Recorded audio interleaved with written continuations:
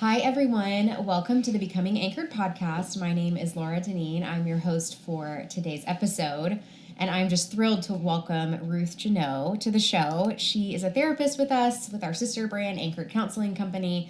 She's been with us, I think, almost 5 years. Yeah. Mm-hmm.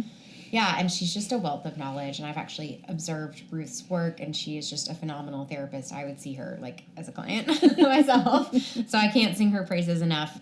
We were just chatting, though, about what we wanted to talk about today, and Ruth really loves this idea of, like, the long-term body image work beyond just, like, psychoeducation and skills, right. and doing some of that deeper work, and so super thrilled for you all to hear from her.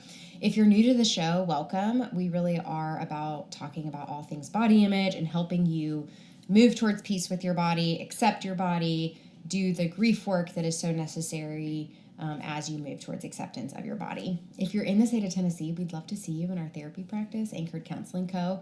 And if you think that you might benefit from therapy outside of the state of Tennessee, we encourage you to reach out to someone local to you.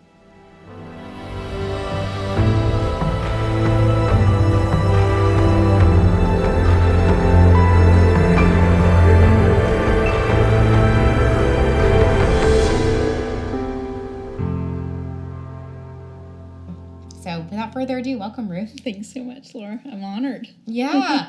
I've been wanting Ruth to come on for a while, and I texted her a couple weeks ago, and I'm like, hey, girl, this is the next recording date. So I'm here. Yeah. Yes. But yeah. Thanks for having me. Of course. Yeah. You're just such a wealth of knowledge, and I'm so excited for our listeners to learn from you. I've learned from the best, too, from you. Sweet. So sweet. Yeah, Ruth and I have lived a lot of life together. Yes. She's got... It's been a journey. Kiddos, one on the way. Mm-hmm. I've got my little girl. We've supported each other through a lot of, like, really sweet seasons, a lot of hard seasons. Yeah. And there's something about that type of relationship that is just, like, so meaningful and so endearing. Really special. Yeah. Yeah. Absolutely. So when you really, like, think about long-term body image work, I know you mentioned this right before we started, like, recording, but what comes to mind for you? Yeah, so kind of what I was reflecting on was, you know, when people think of eating disorder recovery, a lot of the focus, which is such meaningful work, is the CBT and the skills building. And while that's so important and foundational to eating disorder recovery, we get to a place of, we know these skills, we have the psychoeducation, now what? And so I really love leaning into that deeper work of what were some of these like attachment wounds or relational wounds that kind of cause some of these eating disorder symptoms to begin with. So really identifying, I think I do love doing like attachment work and relational work and things like that. Mm-hmm. And so, I don't know, when you think of trauma and attachment wounds and things like that, one of the images that I think is often referred to as the octopus head, right? Is that the octopus head is the trauma, and as long as that goes unaddressed, all the tentacles are the symptoms of what we're almost playing whack-a-mole, trying to like address all the symptoms, and until we get to the root of what's causing those symptoms, these little things are just going to keep popping up. Yeah, I actually haven't heard that really? about the octopus, but I love that. Yeah. I'll definitely like use it probably next week in one of my sessions. I love it. Yeah, it's a good visual. I think it's always helpful to have visuals or metaphors to kind of like really connect with things in a different way. Yeah, totally. I've used the tree one. Yeah. You know, where it's like the roots. It's kind of the same, you know, underlying meaning, but like the roots are the trauma, and then like the branches, the leaves are more of the like symptoms that you might see in someone's life. Yeah. I'm curious how you sort of implement more of like emotion focused work. Say like you've been with a client for, you know, a couple of years now, and body image keeps kind of flaring up, and like we're working on more relational stuff. How do you incorporate that in your work? Yeah, that's a good question. I mean, I think first, you know, validating this piece of like body image work really is lifelong, meaning that we can be at peace and we can accept our bodies, and with each new season, it's an invitation really to like connect with ourselves and our bodies, and to explore through curiosity and compassion like what might be coming up for us, right? So for clients that I'm seeing, whether it's like I'm going to college and that feels really hard from a body image perspective, or like I'm getting married and that feels really hard, or I'm having a baby. So typically like life transitions. Absolutely. Or starting a new job, you know, going through identity a divorce. shifts, Identity shift, those are typically times in our lives when like something might kind of rock the boat. So I think the first piece is like just really validating whatever someone is coming in with and kind of noticing what they do in a loving way. Yeah. Right? So a lot of my clients tend to intellectualize. Yeah. So like they try to like think their way out of the body image pain. Which is so adaptive. Right. Yeah. Right. Like maybe it helps them like get through their day or like, I don't know, take care of their kids. So like we don't want to shame, right, when we do that. Right. We have to kind of get curious about like, hey, what is happening right now that might be getting in the way of you experiencing the emotional response to your body. Yeah. That's a protector part showing up, right? When we think of like the IFS. Right. Totally. Parts. Yeah. And it's so, I think I love incorporating that, right? Like a non-shame based way of speaking about it, but like recognizing how adaptive these protective parts are showing up in a way of like, what message are we receiving? And in some way, this has been like a threat or danger. Right. Historically. Right. So it makes sense why this protector part is showing up right now. So getting curious about how has this kept you safe in the past? And then how can we start to change the narrative around that of how we're capable now, how we're adequately resourced now. Yeah. Things like that. Absolutely.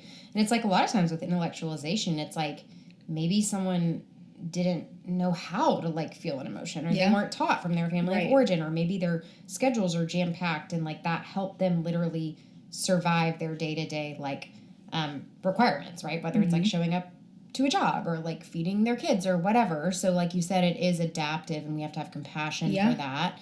And then I think just talking about what feels hard about experiencing an emotion. Yeah. Right? It's like, I know, like, I literally have already felt things today. And, you know, I'm a therapist and we talk about feelings all day long. And still, even for me, sometimes I notice there is still, like, sometimes a resistance towards, like, giving myself the time, space, energy, being really intentional with my emotions, tending to them.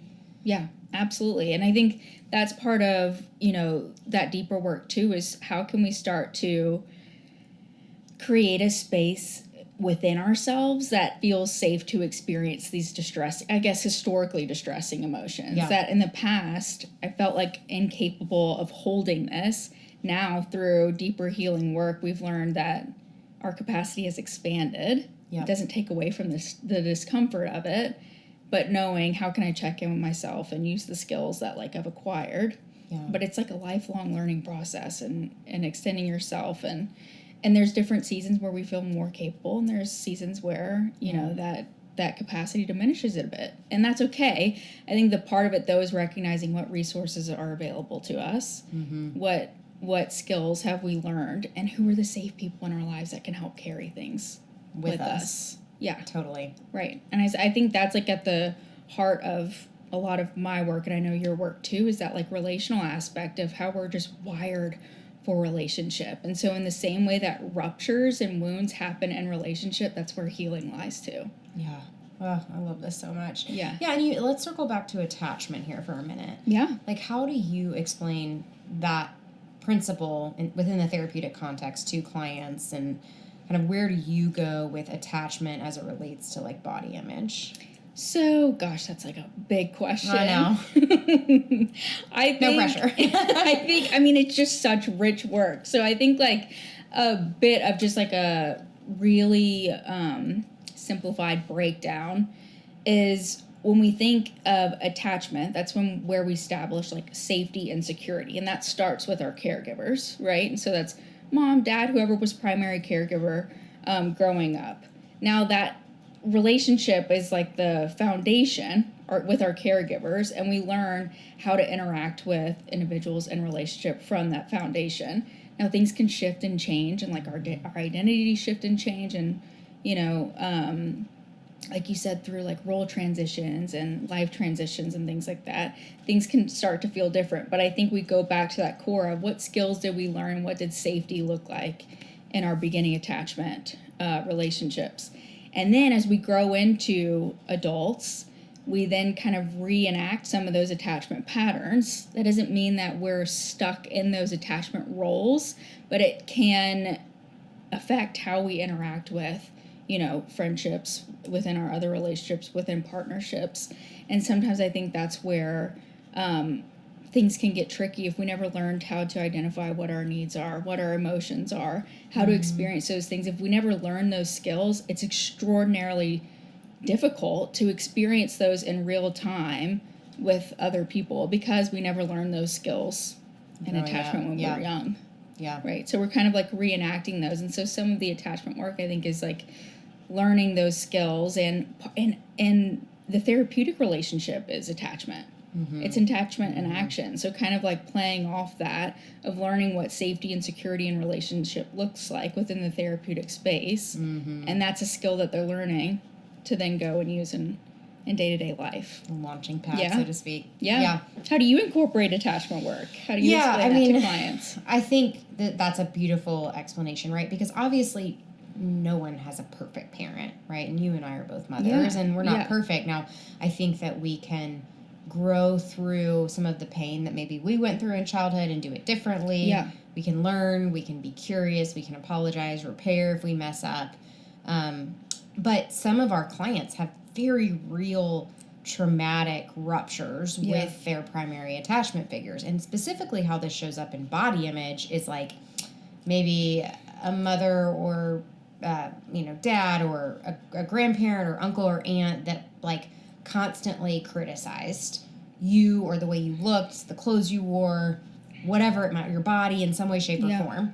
Right. And especially for like a young child, they are so vulnerable. And so when we're like older as adults, we can take in content and hopefully we have the kind of skills within ourselves to like examine it, to maybe reject it if it's not truth, to like use our voice, to assert ourselves, to set up boundaries. We have all these options, especially as we do the therapy work, that are available to us. Yeah. But like a little 6-year-old child may not know what options are available to him or her. Right. And so that feels so just horrible to have some sort of comment made about your body. And so I think first we have to like really do some of this, like what we call in therapy, like inner child work related to attachment. Yeah. Of like, what do you know any 6-year-olds in your life? You know, if you overheard someone saying that to them, what must that have been like? Yeah. What did you need that you didn't have? And oftentimes it's like another adult that stood up for me. Yeah, absolutely. Or for them not to say that in the first place, right? To like have some common sense or like, I don't know, hold their tongue or whatever, even if they had a thought. So I think doing some of that work can be really healing and allowing like, especially an adult client, like permission to go back into their childhood and like really take care of their younger selves, and permission to like stand up to say like, hey, that wasn't okay. Having a safe therapist that can also say that. Yeah. So that's really where I'll start, is like looking at attachment wounds. Yes. Before we even look at like, hey, how would you like to show up in your relationships? Yeah. Because what I see a lot of times is, and tell me what your thoughts are on this, but like instead of using your voice or setting a boundary or finding safe people, what can happen if we have a lot of attachment wounds, specifically around our body, is that we internalize some of these messages and we end up taking it out on our bodies. Yeah.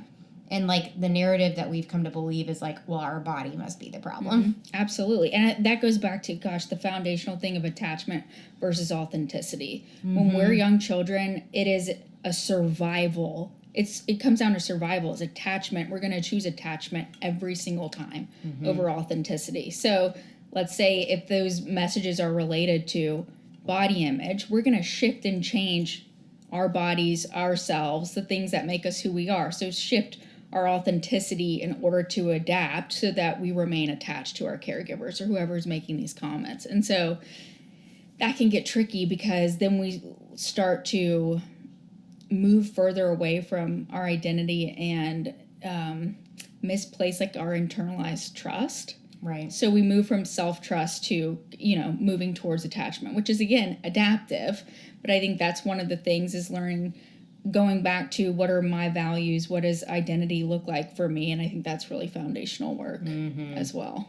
Yeah, because it like shows up in the 25, 35, 45, 55-year-old person that comes to our office, and they may not be connecting the dots even around this. They're like, oh yeah, I just have always hated my body. Yeah.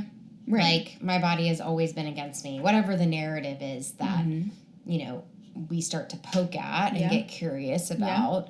And I really feel like this is like the deeper long-term, messy even work of body image. Yeah.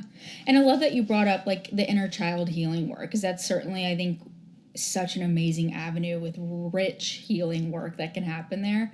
And I was trying to think too of like what other, because yes, there's like emotion focus and there's attachment things that I love to like blend into work. And there's different avenues as to like, how do we get there? So inner child and reparenting is one of like, oh, it's beautiful work. I love inner child healing.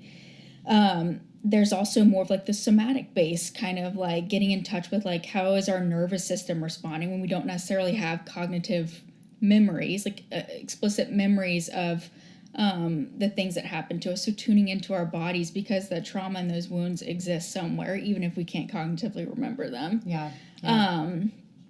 And the other is, hey, if there are safe people in our lives, I think a lot of rich healing work too can happen interpersonally. So doing some interpersonal work as well, and having reparative conversations and meaningful interactions with the people who are safe to us now is really healing and reparative as well. For both like our present day self and our younger selves. Absolutely. Like through the years, right? Absolutely. Yeah. Yeah.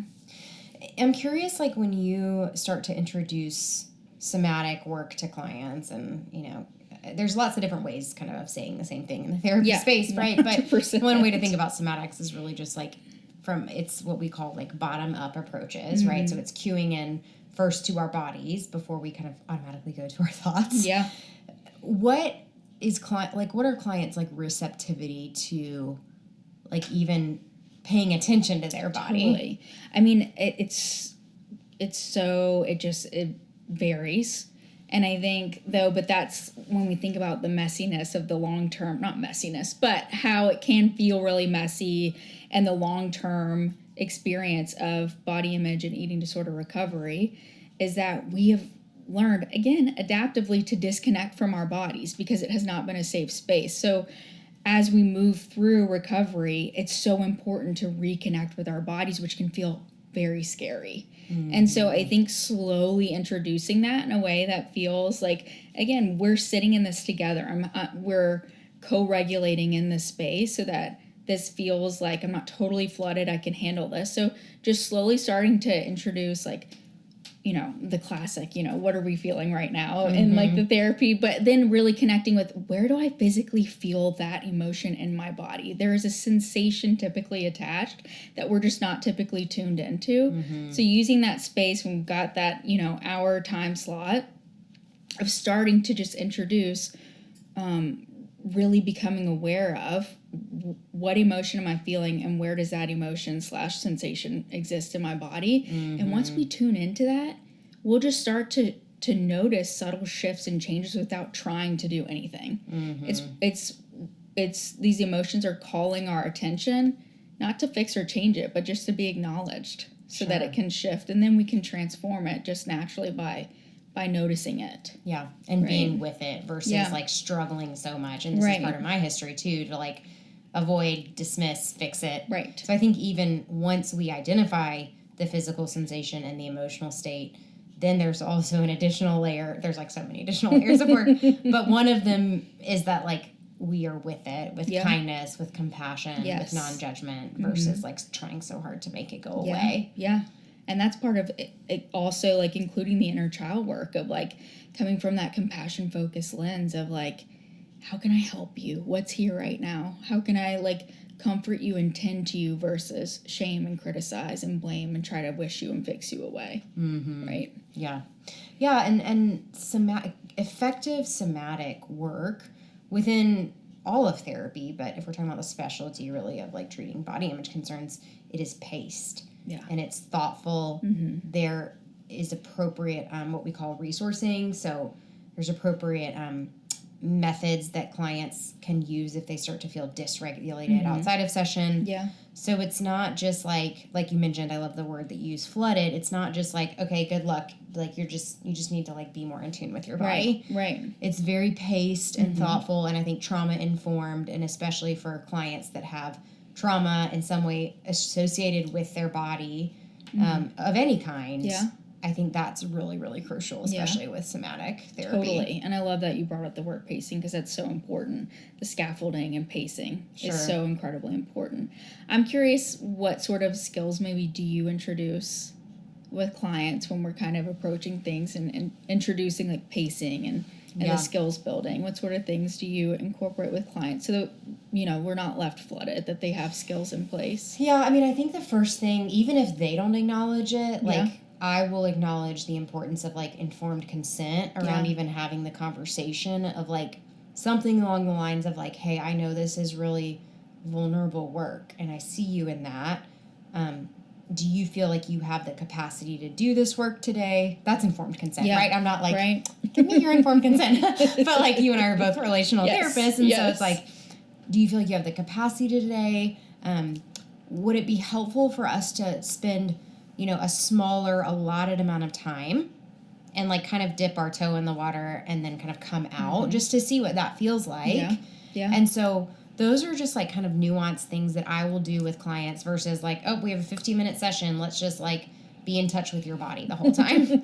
And of course, like, if a client is like, no, I'm feeling good and this is really helping me, of course we'll continue, but, like, checking in really frequently, noticing really, really micro shifts in their affect, in their body language. Like, are they, like, starting to pull away? Are they starting to, like, hunch over? And my job as a therapist is to point that out in a loving way. Because sometimes when we're in the depth of our work, we may not even notice what we're doing. Right. And how beautiful is that? Like, that's a perfect example of attachment in action right there. It's how attuned you are to your clients. How healing is that for an individual, especially with trauma who's, you know, probably hasn't experienced attunement. That's why these things are coming up. Of someone who's witnessing them in such a vulnerable moment and able to name, like, I see this, I see you, validate it, witness it, and attune to it. Do you feel safe to continue? I think there's so much permission, and it's also teaching clients to build more self-trust, right? Because that's really, like, what therapy is about in a nutshell, is, like, building self-trust. Whether you're in recovery from an eating disorder, anxiety, OCD, trauma, it's really about paying attention to the innate wisdom that's already there that oftentimes, like, gets covered up by wounds from other people, from the world at large, like, from the relationships that we're in. And so a lot of the pacing, I think, is really supporting someone in rebuilding their self-trust and paying attention to what their, like, inner voice feels like. Permission to stop and, like, reconvene at a later time. Permission to contain it. Like, not every session needs to be like, hey, I want you to, like, practice this skill outside of here, right? Like, sometimes that's valuable, and sometimes, like, with core trauma memories, like, the person really might need to just contain it in the therapist's office, and that's okay. So I think, to answer your question, long story long, it's like, you know, all these different ways that we can help facilitate, like, trauma-informed care, informed consent, safety, and heal that inner child that maybe didn't have those things. Absolutely. It's beautiful. So just to recap, right, what we talked about today, the long-term body image work. I mean, there's so many different things that, you know, are there as a part of that process. So we talked about attachment. We talked about emotion-focused work. We talked about inner child work. We talked about just the importance of pacing as it relates to, like, long-term, kind of in the middle, messy body image work. And I agree with you. I think the skills and the CBT is really important in the beginning. Totally. And for someone that's maybe been working on their relationship with their body, it's like, we got to go deeper. And what does that actually mean? What does that look like? And I think we hit on some really amazing perspectives today. Thanks so much. Thank you for being here. Appreciate it.